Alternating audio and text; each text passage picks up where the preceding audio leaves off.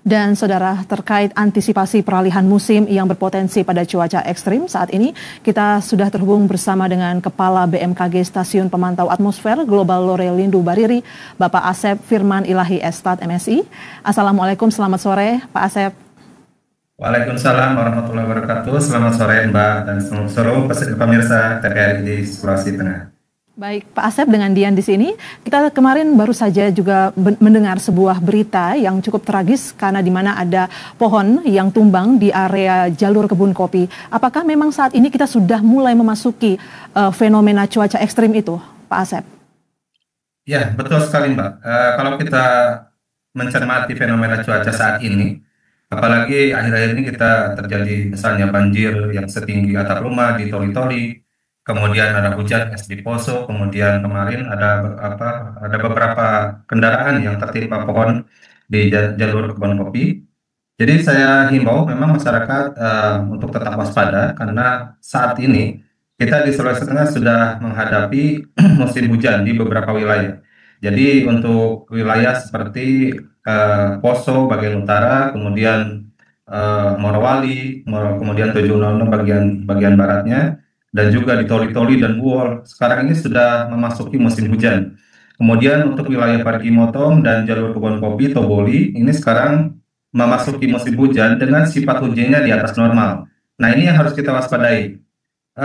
Yang kemarin kita prediksi itu memang beberapa wilayah itu dalam musim hujan saat ini, musim hujannya dalam keadaan normal, tapi ada beberapa wilayah yang sifat hujannya sangat normal, di atas normal. Terutama yang tadi saya sebutkan di daerah Toli-Toli, kemudian Buol, kemudian jalur Toboli kebun kopi, kemudian daerah Poso dan juga Tojo Una-Una. Ini sangat perlu perhatian khusus dari masyarakat karena curah hujannya di atas normal. Begitu Mbak.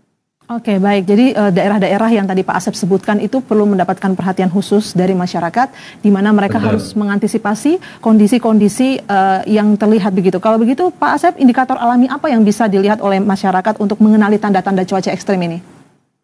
Ya, biasanya cuaca ekstrim ini pada saat masa peralihan ini ditandai dengan intensitas pemanasan yang sangat intensif ya. Seperti pemanasan, misalnya kita pada hari-hari terakhir terjadi panas yang sangat menyengat, kemudian pada sorenya terjadi perawanan yang sangat masif, dan juga diikuti oleh pertumbuhan awan-awan cumulonimbus. Nah, awan cumulonimbus ini tandanya potensi-potensi cuaca ekstrim ini sangat tinggi sekali, mulai dari hujan deras, hujan lebat ya, kemudian yang diikuti oleh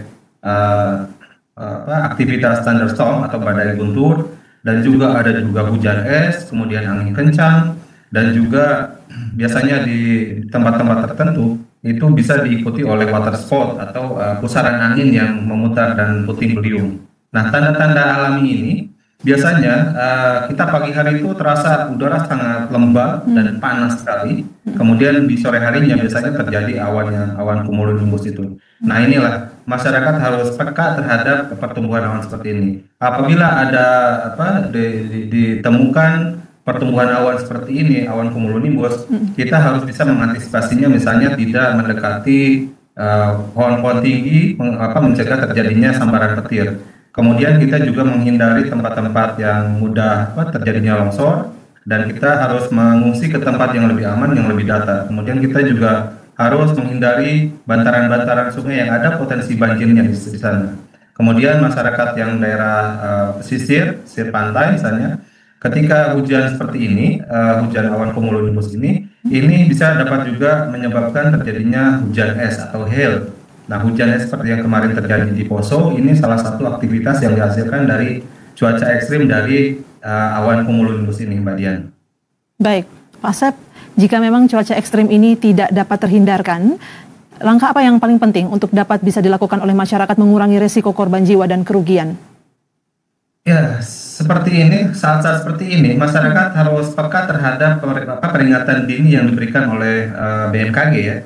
Karena kita setiap kali ada potensi bencana alam hidrometeorologis atau cuaca ekstrim, biasanya dalam waktu kurang dari 3 jam atau sebelumnya, itu kita sudah bisa mendeteksi dan kita memberikan informasi dini mengenai potensi-potensi cuaca ekstrim ini. Nah, masyarakat dan pelaku stakeholder Di sini pemerintah daerah, BPBD, BPBD provinsi maupun BPBD kabupaten kota ini lebih tanggap dan menyiarkan kembali informasi itu kepada masyarakat, meneruskan kembali dan disertai dengan langkah-langkah apa yang harus dilakukan masyarakat untuk mencegah terjadinya korban jiwa ataupun korban material karena cuaca ekstrim ini.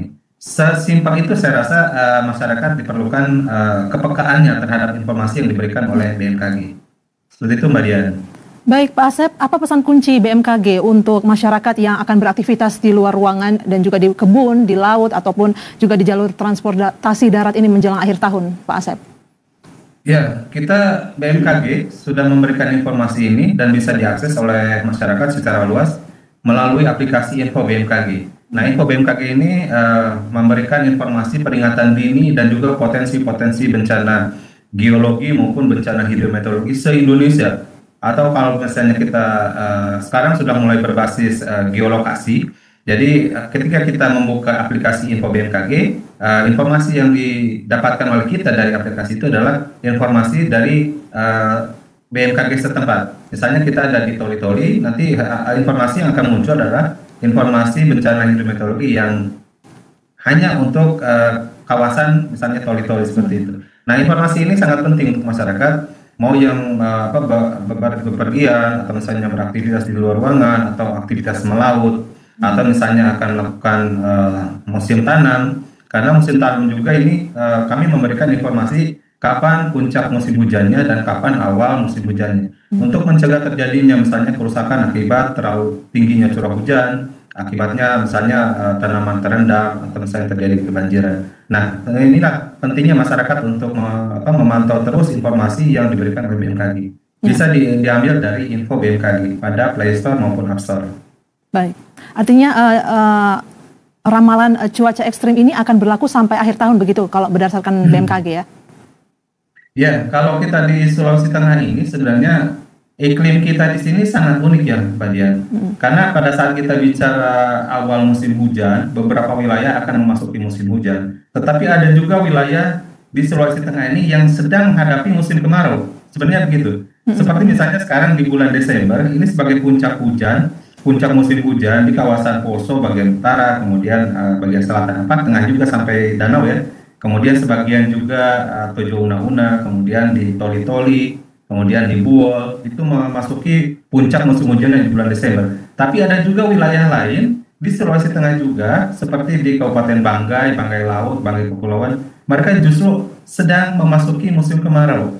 Nah, inilah uniknya. Uniknya cuaca dan iklim di Sulawesi Tengah ini menjadi perhatian juga, khususnya untuk masyarakat. Jadi ketika kita bicara musim kemarau, ada juga masyarakat di sebagian Sulawesi Tengah yang sedang memasuki musim hujan. Nah, pentingnya masyarakat untuk tetap mengikuti perkembangan cuaca dan iklim dari BMKG karena tidak mesti sama seperti di tempat lain ya. Misalnya di Jawa misalnya kita di Jawa bicara musim hujan, sudah pasti bulannya gitu. Bulan Desember, Januari, Februari itu pasti musim hujan. Tapi kalau di Sultan ini ada juga yang bulan Desember wilayah-wilayah yang sedang memasuki musim kemarau. Baik. Nah, itulah keunikan dari Sulawesi Tengah. Sulawesi Tengah, betul Mbak Dian. Baik, Pak Asep, terima kasih untuk informasinya yang tentunya kembali mengingatkan seluruh masyarakat untuk mewaspadai kondisi cuaca saat ini, dan tentu saja kita berharap agar semua masyarakat berhati-hati dalam beraktivitas. Terima kasih kepada Pak Asep Firman Ilahi, Estat MSc, selaku Kepala BMKG Stasiun Pemantau Atmosfer Global Lore Lindu Bariri sudah berbagi dengan kita. Selamat sore Pak. Terima kasih.